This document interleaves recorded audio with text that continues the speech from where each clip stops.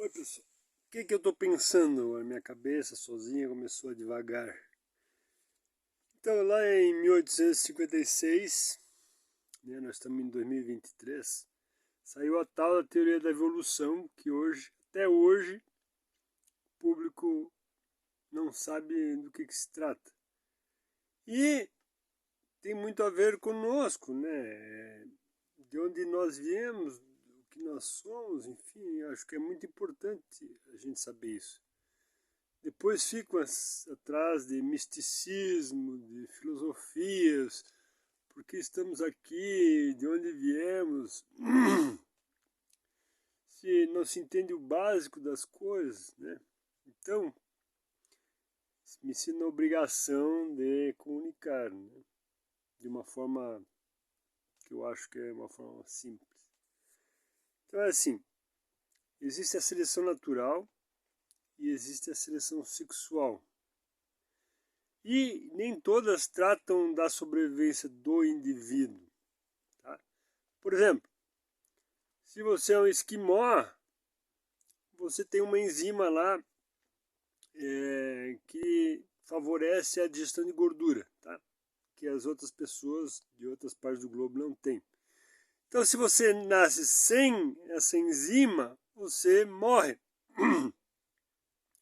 Por que você morre? Porque essa é a seleção natural. Por que eu sei?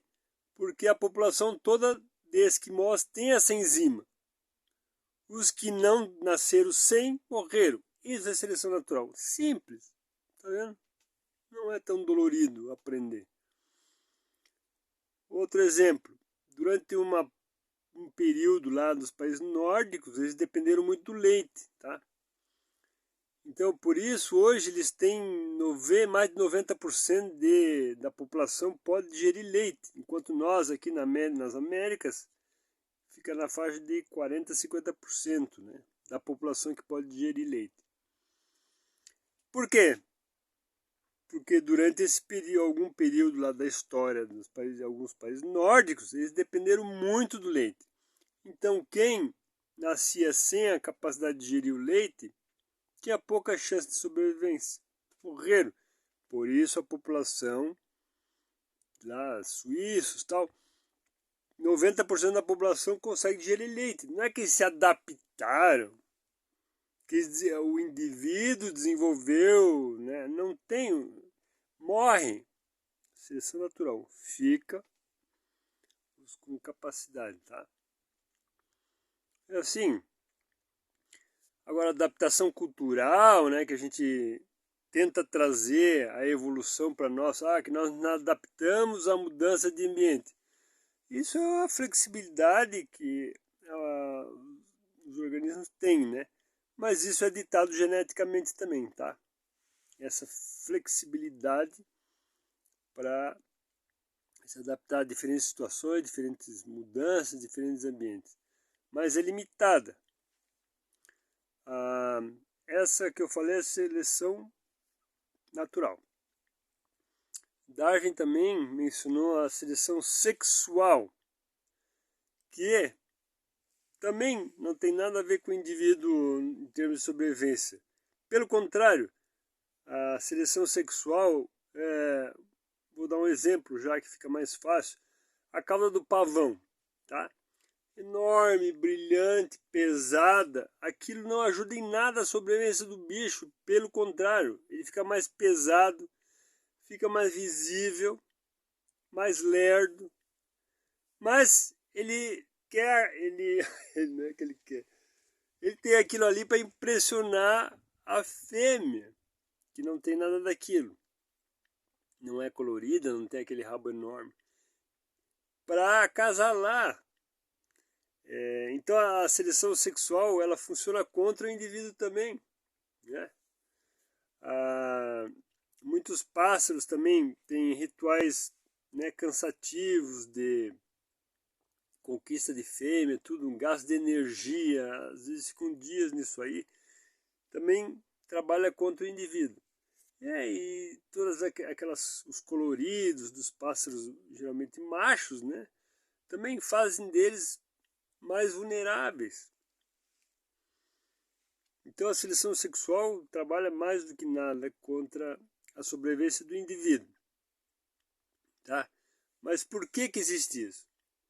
Por que a fêmea quer escolher o pássaro mais colorido, o mais ornamentado, né? Que é justamente o que tem mais dificuldade de sobreviver?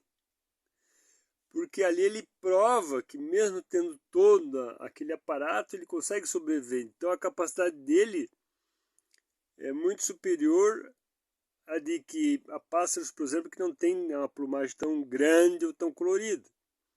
Porque ele, só pelo fato de ter todos esses ornamentos pesados e coloridos, ele prova para a fêmea que ele tem capacidade de sobreviver. É igual os lobos pretos no Ártico, né?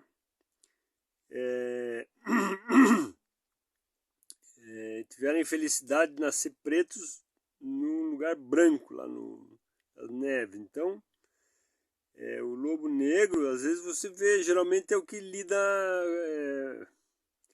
é o que lidera a matilha. Por quê? Porque ele mais do que se provou, mesmo sendo de uma cor que não mimetiza, né, que não se confunde com o ambiente, ele conseguiu sobreviver.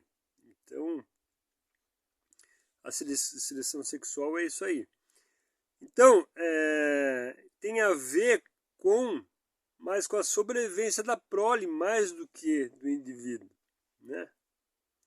Então, a prole vai ter um progenitor, né, uns pais fortes, pais que se provaram, né, através da seleção sexual, que podem sobreviver mesmo sendo mais vulneráveis em termos de visibilidade, de peso, enfim. Então tudo tem a ver com a prole. Agora, a gente pode dizer assim, pensar assim, mas então existe assim um determinismo. É uma coisa que a gente fala em evolução, nessa palavra, um determinismo. As coisas são assim para ser dessa forma. Não, não é assim. Porque o que não sobrevive em termos de linhagem desaparece também, não só o indivíduo. É isso que as pessoas não entendem, né?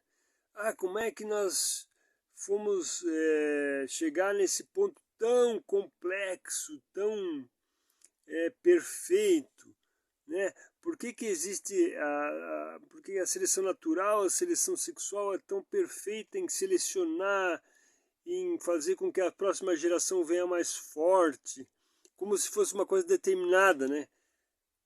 Que teria um mecanismo por trás que determina que vai seguir esse caminho. Não é? Também é da mesma forma que acontece com o indivíduo. Se um grupo, uma linhagem não está boa, ela desaparece. Ela desaparece. Né? Grupos de animais podem desaparecer. Populações, para deixar que outras populações, até espécies, né? No fim, se a espécie não se deu bem, desaparece também, morre, como o indivíduo na seleção natural, que não nasce apto, que não nasce com essa capacidade, morre. Então é a seleção natural. A mesma coisa acontece com as linhagens. Então, só sobram as linhagens boas, entende?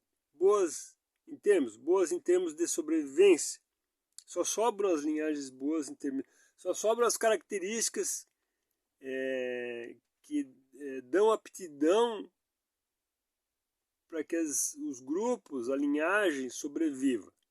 Entendeu? Então é uma questão de eliminação, não é uma questão de direção. Isso que é muito importante saber, tá bom?